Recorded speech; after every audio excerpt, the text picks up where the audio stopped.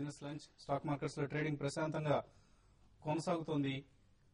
ఈ ఉదయం ప్రకటించిన రిజర్వ్ బ్యాంక్ క్రెడిట్ పాలసీ ప్రభావం మార్కెట్స్ పై ఏమాత్రం లేకుండా పోయింది. కొద్దిగా రియాలిటీ స్టాక్స్ లో మాత్రం నష్టాలు గమనిస్తున్నాం, మనం నష్టాల్లో ట్రేడ్ అవుతున్నాయి. సో క్రెడిట్ పాలసీ హైలైట్స్ ఒకసారి గమనిస్తే రివర్స్ రెపో రేట్స్ ను 0.25% పెంచడం జరిగింది ఆర్బీఐ.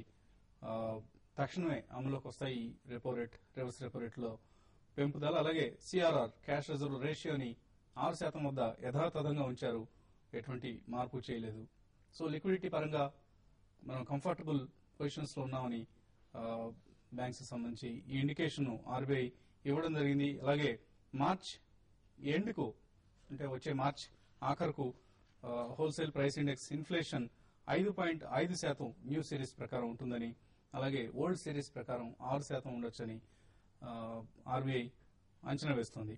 మనీ సప్లై గ్రోత్ 17% ఉంటుందని, అలాగే నాన్ ఫుడ్ లోన్ గ్రోత్ 20% ఉంటుందని, ఈ financial year GDP growth projection 8.5%, ఎటువంటి మార్పు లేకుండా ఉంది. సో ఇవి క్రెడిట్ పాలసీ సంబంధించిన హైలైట్స్. ఇక స్టాక్స్ విషయానికి వస్తే ఇండెక్సెస్ లో పెద్దగా మార్పులు లేవు. ఇండెక్స్ సెన్సెక్స్ 45 పాయింట్లు, నిఫ్టీ 16 పాయింట్ల లాభంతో ట్రేడ్ అవుతున్నాయి. రిలయన్స్ ఇండస్ట్రీస్ మార్నింగ్ నుంచి కూడా ఇండెక్స్ ను కిందకి లాగుతున్న స్టాక్స్ లో రిలయన్స్ ను ప్రధానంగా చెప్పుకోవచ్చు. అయితే at the same time index కొంత బలాన్ని ఇస్తున్న స్టాక్స్ లో గ్రాసిమ్ ఇండస్ట్రీస్ 57 రూపాయలు, హెచ్డిఎఫ్సి బ్యాంక్ 26, ఇన్ఫోసిస్ టెక్నాలజీస్ 17 రూపాయలు and LNT 53 rupees, oil ONGC 13 రూపాయలు, 14 రూపాయలు, అలాగే హీరో హోండా 16 రూపాయల లాభంతో. State bank of India of course credit policy తర్వాత ప్రకటించిన తర్వాత స్టేట్ బ్యాంక్ ఆఫ్ ఇండియాలో లాభాలు గమనిస్తున్నాం మనం. మార్నింగ్ ఫ్లాట్ గా ట్రేడ్ అయింది చాలా సేపటి వరకు.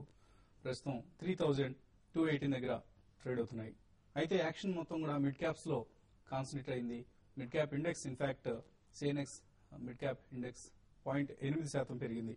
రిలయన్స్ మీడియా, బిఎస్ ట్రాన్స్కామ్, అలాగే Tata Elxsi, Wockhardt pharma, Kale consultants, BF utilities, ఇటువంటి స్టాక్స్ లో చాలా హైటెండ్ యాక్షన్ గమనిస్తున్నాం. ఏషియన్ పెయింట్స్ ఆల్మోస్ట్ 3% పెరిగింది. Godfrey, Philips, DPSC, Oracle financial services, Glaxo Smith Kline pharma, Grasim industries, ACC చాలా రోజుల తర్వాత సిమెంట్ ప్యాక్ లో చాలా యాక్షన్ గమనిస్తాం మనం. ఏసీసీ ఆల్మోస్ట్ 5% పెరిగింది. గ్రాసిమ్ 2.1%, అంబుజా సిమెంట్స్, ఇవన్నీ కూడా ఇవాళ స్ట్రాంగ్ గా ట్రేడ్ అవుతున్న స్టాక్స్ లో ఉన్నాయి. అలాగే ఫార్మా స్టాక్స్ లో వోకాట్ లాంటి స్టాక్స్, బాల్ ఫార్మా లాంటి స్టాక్స్, ఇవన్నీ మర్క్ లాంటి స్టాక్, మర్క్ ఆల్మోస్ట్ 5% పెరగడం గమనిస్తున్నాం. So cement stocks, pharma stocks లాభాలు ఉన్నాయి. Polyplex, Eicher motors, career point ఈ మధ్య లిస్ట్ అయిన కంపెనీ, ఇది కూడా 6.5% ఇవాళ లాభపడింది. చాలా రోజులుగా నష్టపోతున్న ఫైనాన్షియల్ టెక్నాలజీస్ కూడా ఇవాళ లాభాల్లో ఉండడం గమనిస్తున్నాం. భారత్ ఎలక్ట్రానిక్స్ 1.5% లాభపడింది. సో యాక్షన్ ప్రధానంగా మిడ్ క్యాప్ స్టాక్స్ లో కేంద్రీకృతమైందని చెప్పుకోవచ్చు ఇవాళ వరకు. అండ్ ఈ అంశాలపై మనతో ప్రస్తుతం మాట్లాడేందుకు అనలిస్ట్ బాలాగారు, అలాగే సుందర్ గారు సిద్ధంగా ఉన్నారు. సో బాలాగారు, ఓవరాల్ గా ఇండెక్స్ లో పెద్దగా చేంజెస్ లేవు. నిన్నటి ర్యాలీ తర్వాత ఇవాళ కొంత సబ్డ్యూడ్ గా ఉన్నాయి. అయితే స్టాక్ స్పెసిఫిక్ యాక్షన్ మాత్రం కొనసాగుతూనే ఉంది. అండ్ రేపు రాబోయే ఎఫ్ఓఎంసీ మీటింగ్, క్వాంటిటేటివ్ ఈజింగ్ కి సంబంధించిన ప్రకటనలు, అలాగే ఎల్లుండి జరగనున్న కోల్ ఇండియా లిస్టింగ్, ఇవన్నీ మార్కెట్ మీద ఎటువంటి ప్రభావం చూపిస్తాయి అనుకుంటున్నారు? ఓవరాల్ గా చూసుకుంటే డెఫినెట్లీ పాజిటివ్ ప్రభావం చూపించే అవకాశం చాలా ఎక్కువ ఉందండి. ఎందుకంటే క్వాంటిటేటివ్ ఈజింగ్ అంటే మార్క్ 2 అంటే సెకండ్ టైం అది almost $500 billion, between $500 billion to $1 trillion అని గెస్ వర్క్ నడుస్తుంది. బట్ డెఫినెట్లీ క్వాంటిటేటివ్ ఈజింగ్ మాత్రం ఉంటుంది. ఎందుకంటే అమెరికన్ ఎకానమీ ఇప్పటికి కూడా చాలా రెసిస్టెంట్ స్ట్రెంగ్త్ ఉంది. అండ్ అక్కడ ఎంప్లాయ్మెంట్ ఫిగర్స్ ఏ మాత్రం ఆశాజనకంగా లేవండి. సో క్వాంటిటేటివ్ ఈజింగ్ మార్క్ 2 వస్తే అందులోంచి మనకి ఎంత లిక్విడిటీ ఫ్లో ఇన్ అవుతుంది, ఎందుకంటే అక్కడ interest rates are almost at the zero level. So అందులోంచి కూడా కొంత డబ్బు మనకి ఎమర్జింగ్ మార్కెట్స్ కి వెళ్తుంది. అందులో ఎస్పెషల్లీ ఇండియా కూడా వస్తుందనే సూచనలు కూడా మనకు వస్తున్నాయి. సో క్వాంటిటేటివ్ ఈజింగ్ వలన మనకి లిక్విడిటీ ఫ్లోస్ ఎక్కువయ్యే అవకాశం ఉంది. ప్లస్ ఇతరత్ర వేరే కారణాలు చూసుకున్నా గానీ మనకి Coal India listing will be another big game changer in the market అండి.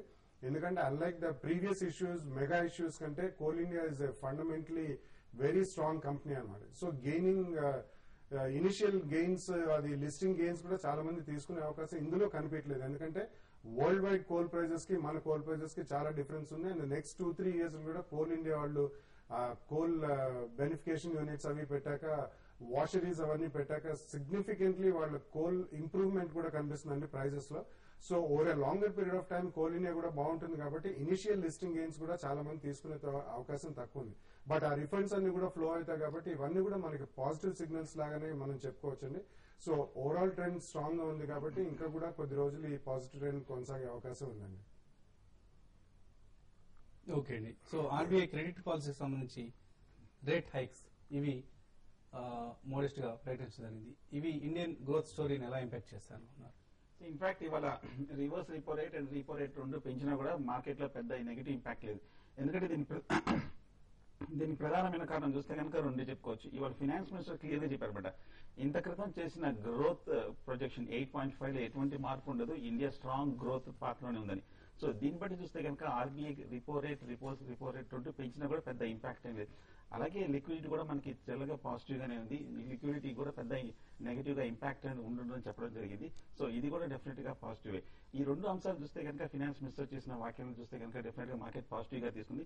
కాబట్టి గ్లోబల్ మార్కెట్ లో ఇవాళ ఏషియన్ మార్కెట్స్ కొంచెం మిక్సర్ గా ఉన్నాయి, ఏషియన్ మార్కెట్స్ కాదు యూరోపియన్ మార్కెట్స్ కొంచెం మిక్సర్ గా ఉన్నాయి కాబట్టి మన మార్కెట్ కూడా కన్సాలిడేషన్ ఉంది.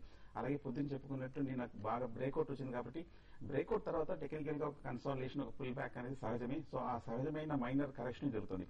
ఏదైనా మార్కెట్ చూస్తే కనుక more than half of the session 6100 పైన ట్రేడ్ అవుతుంది.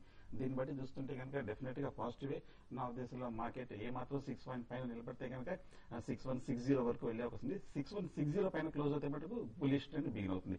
సో మార్కెట్ అయితే యాజ్ ఇట్ ఈస్ చూస్తే కొంచెం కన్సాలిడేషన్ అండ్ పాజిటివ్ ట్రెండ్ లోనే ఉంది.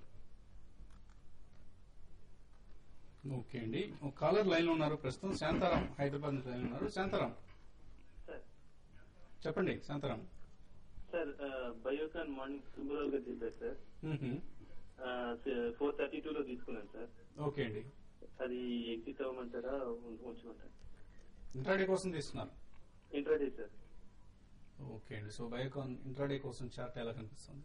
సో ఓపెనింగ్ కొంచెం పాజిటివ్ గా ఉందండి. తర్వాత కొంచెం ఒక మైనర్ కరెక్షన్ వచ్చిన మటుకు ఓవరాల్ గా చూస్తే కనుక మన లాస్ట్ 10 days షార్ట్ టర్మ్ లో చూస్తే కనుక 410, 420 దగ్గర స్ట్రాంగ్ సపోర్ట్ తీసుకుని రీబౌండ్ అవుతుంది.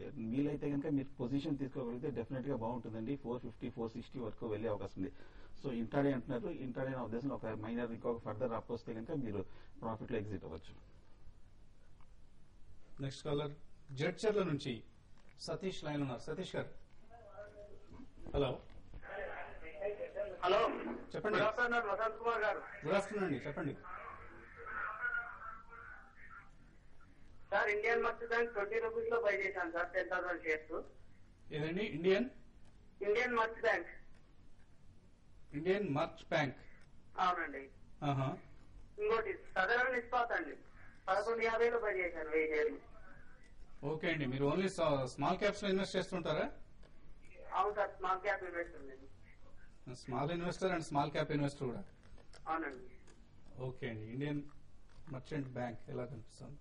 సో సదర్న్ ఇస్పాట్ చూస్తే కనుక టెక్నికల్ గా లాస్ట్ 1 year గా కొంచెం బేరిష్ గానే కనిపిస్తుందండి. బేరిష్ గా ఉండి ఇప్పుడే కొంచెం లాస్ట్ 2 days గానే ఒక మూవ్మెంట్ అనేది రావడం జరిగింది. నా ఉద్దేశం సదర్న్ ఇస్పాట్ వర్స్ట్ అయిపోయినట్టుగా కనిపిస్తుంది. లాంగ్ టర్మ్ సపోర్ట్ ఈ 10 రూపీస్ నుంచి పెద్దగా దిగే అవకాశం కనిపించట్లేదు. హోల్డ్ చేయండి. రెండోది ఇండియన్ మర్చెంట్ బ్యాంక్ మీరు బహుశా కరెక్ట్ గా కోట్ చేయలేదు, but overall Indian Merchant bank ఒక స్మాల్ సైజ్డ్ మిడ్ క్యాప్ ఉంది. నా ఉద్దేశంలో ప్రస్తుతానికి మీరు హోల్డ్ చేయండి. ఓవరాల్ గా బ్యాంకింగ్ సెక్టర్ అని కూడా పాజిటివ్ గా ఉంది కాబట్టి మీరు హోల్డ్ చేయొచ్చు. ఓకే అండి. సో ప్రస్తుతానికి ఈ స్టాక్ కూడా హోల్డ్ చేయమని చెప్తున్నారు Southern Ispat and Indian Merchant Bank. Next caller. Hello. Hello. Yeah, ఎక్కడి నుంచి మాట్లాడుతున్నారండి? సార్, విజయవాడ నుంచి రవీంద్ర అండి. చెప్పండి రవీంద్ర గారు. నమస్కారం అండి వసంత్ గారు. నమస్తే. సార్, పవర్ గ్రిడ్ 111 రూపాయలు కొన్నామండి. మన డి ప్రసాద్ గారి కూడా రికమెండేషన్ ఉంది సార్ దీనికి. ఓకే అండి. సార్, ఇది ఇప్పుడు పడిపోయింది సార్. అది యావరేజ్ చేసుకోమంటారా లేకపోతే ఎగ్జిట్ అవ్వమంటారా సార్? సో ప్రసాద్ గారి రికమెండేషన్ అంటే ఐఎస్ఐ మార్కేం కాదండి. ఆయన రికమెండ్ చేసిన పడవచ్చు, ఒక్కొక్కసారి కుటుంబరావు గారు చేసిన పడవచ్చు, బాలసుబ్రహ్మణ్యం గారు రికమెండ్ చేసిన కూడా స్టాక్ ప్రైస్ ఫాల్ ని ఎవరు అరెస్ట్ చేయలేం. ఎనీవే, పవర్ గ్రిడ్ ఎలా కనిపిస్తుంది? బేసికలీ మీకు ఒక మీడియం టర్మ్ అవుట్లుక్ ఉన్నా కానీ మీరు డెఫినెట్లీ ఉంచండి. ఎందుకంటే ఈ పవర్ గ్రిడ్ అనేది మనకి నెక్స్ట్ 1 or 2 years లో ప్రైవేట్ సెక్టర్ లో కూడా గణనీయంగా మెగావాట్ కెపాసిటీ జనరేటింగ్ కెపాసిటీ పెరుగుతుంది కాబట్టి మర్చెంట్ పవర్ కూడా చాలా యూజ్ లోకి వస్తుందండి. ఎప్పుడైతే మనకి జనరేటింగ్ కెపాసిటీ పెరుగుతుందో అదంతా త్రూ నేషనల్ గ్రిడ్ వెళ్ళాలి. దట్ వే పవర్ గ్రిడ్ కి చాలా మంచి turn over and bottom line add అయ్యే ఛాన్స్ ఉంది. సో మీరు అట్లీస్ట్ మీడియం టర్మ్ లో మీకు ఉంచుకున్నా కానీ డెఫినెట్లీ మంచి లాభాలు చేకూరుతుంది. స్వల్పంగా పడితే కూడా మీకు భయపడాల్సిన అవసరం లేదు. This one of the good public sector undertaking companies. Currently మాత్రం మీరు హోల్డ్ చేయండి. సో 11 రూపాయలు నష్టంలో ఉన్నారు, but still follow on public offer ముందు దీనిలో ప్రైస్ యాక్షన్ మనం గమనించే అవకాశం ఉంది. కొద్ది రోజులు వెయిట్ చేయండి, మేబీ ఎఫ్ఓ ముందు సెల్ చేసుకునే ప్రయత్నం చేయొచ్చు. ఆర్ ఇప్పుడు బాలసుబ్రహ్మణ్యం గారు చెప్పినట్లుగా లాంగ్ టర్మ్ కోసం అయితే డెఫినెట్ గా you can stay invested for the time. చిన్న బ్రేక్ తీస్తున్నాం ఇప్పుడు.